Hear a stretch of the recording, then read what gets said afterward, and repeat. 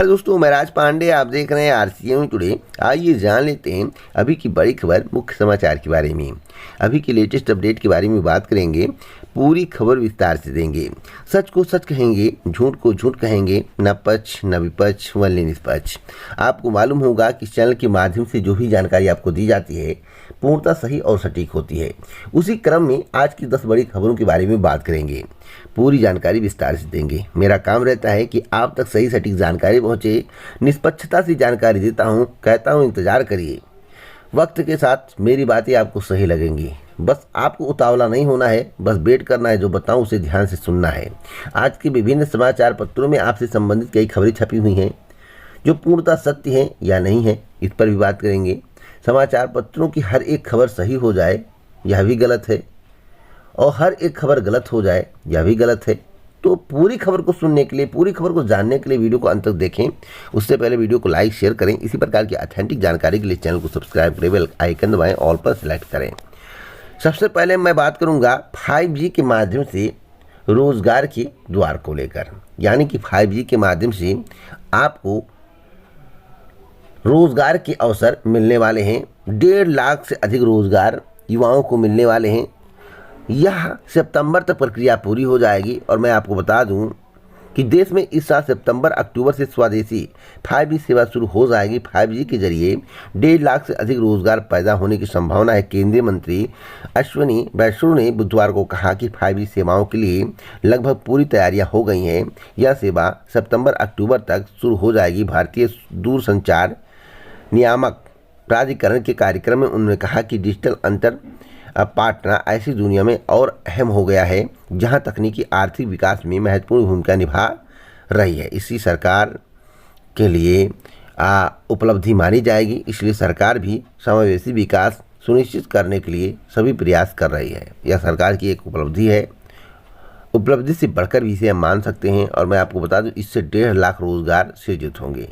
ये क्षेत्र में नौकरियां मिलेगी। दूरसंचार सचिव के राजा रमन ने कहा कि भारत नेट से लेकर अंतरिक्ष कम्युनिकेशन और 5G से लेकर फिक्स्ड लाइन ब्रॉडबैंड सेवाओं जैसे क्षेत्रों में बड़ी संख्या में रोजगार पैदा होंगे। उन क्षेत्रों में ज़्यादा नौकरी पैदा होगी जहां पर अभी काफ़ी कम है। जल्द ही हम नीतिगत बाधाओं को दूर करने की उम्मीद करते हैं।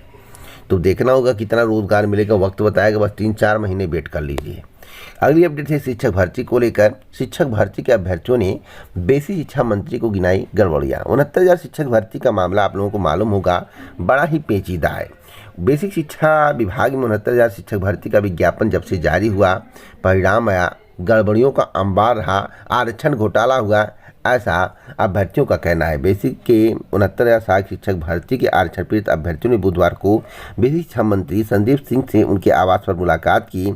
अभ्यर्थियों ने भर्ती में 19,000 से अधिक सीटों पर हुए आरक्षण घोटाले के मुद्दे पर अपनी बात रखी। नियमानुसार भर्ती प्रक्रिया पूरी करने की मांग की। मैं आपको बताना चाहता हूँ, आप कितना भी मांग कर लें, जो आप मांग कर रहे हैं वह पूरे होने की संभावनाएं कम है। हाँ, 6800 का मामला सुलझ जाए, उस उतने पर भर्ती हो जाए तो बहुत बड़ी बात है। अगली अपडेट है दरोगा भर्ती को लेकर। दरोगा भर्ती में जमकर धांधली हुई है, यह बात किसी से छुपी नहीं है।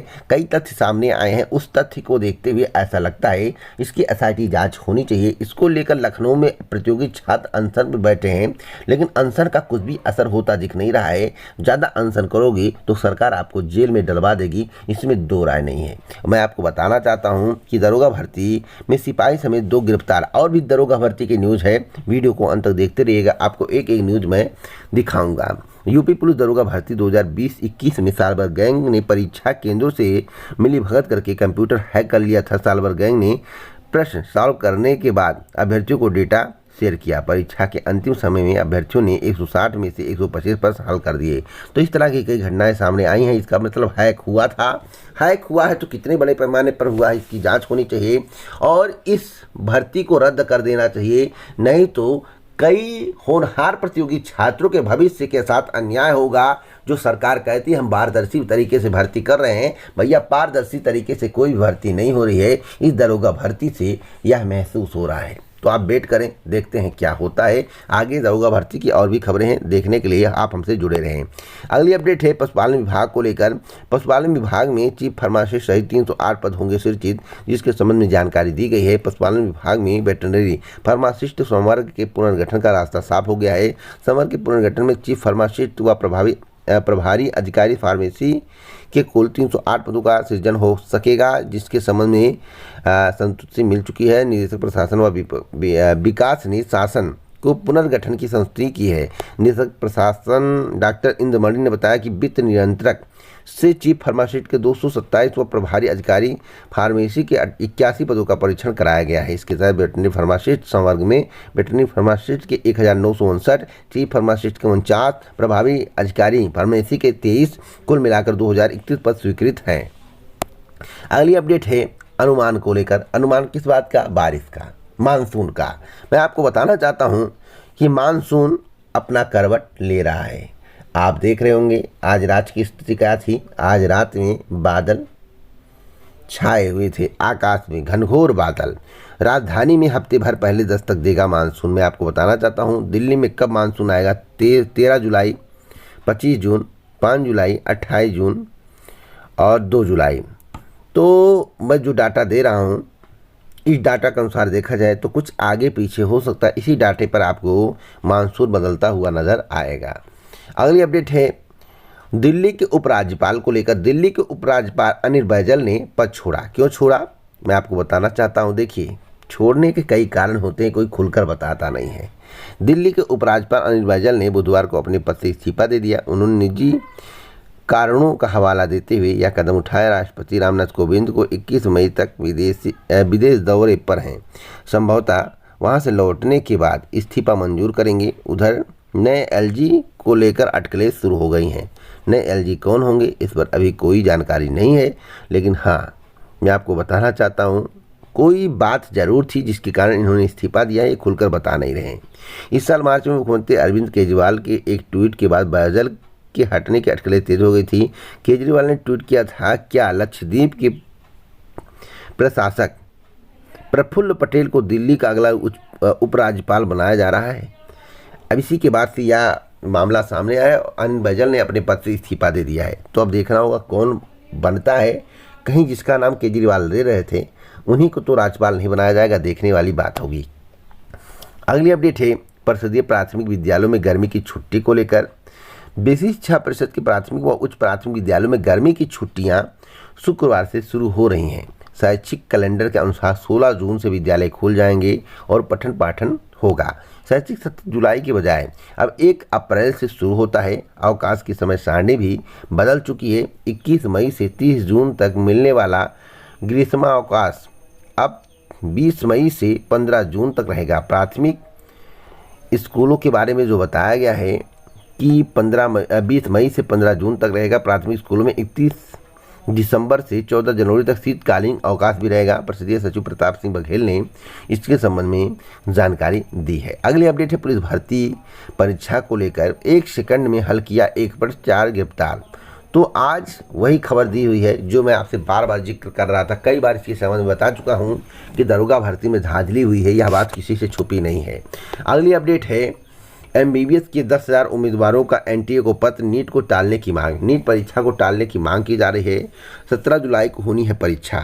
MBBS पाठ्यक्रम के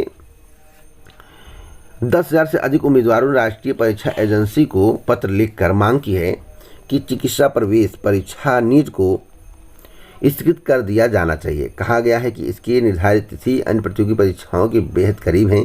यह परीक्षा इस साल 17 जुलाई को होनी है। तो क्या टाला जाएगा?